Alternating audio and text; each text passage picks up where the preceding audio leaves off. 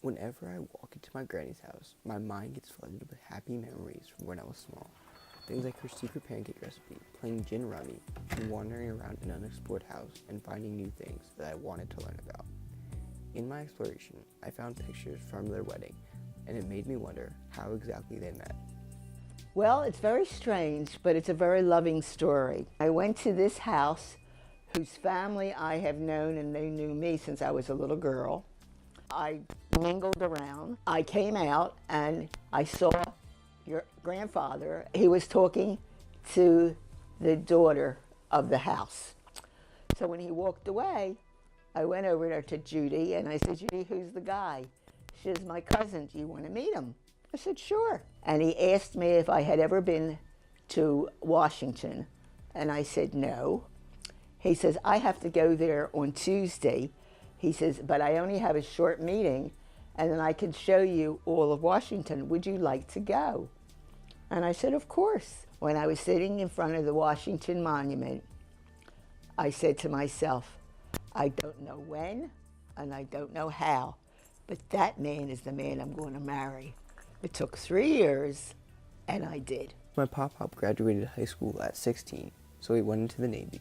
And while serving, he studied to become an engineer. So he started the business in the spare bedroom, and at a certain point he leased a small storefront a couple of blocks from my elementary school, and that was his larger office.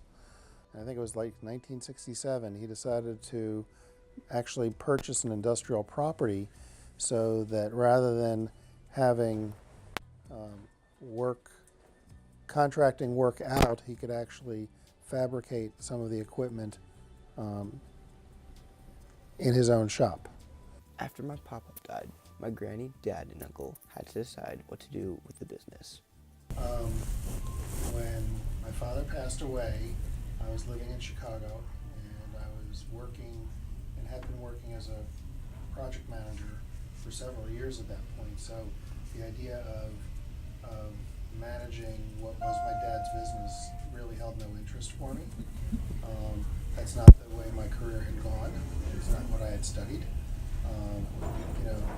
For me to sort of leave what I was doing, I'd be starting all over again, and I didn't have a great desire to want to do that.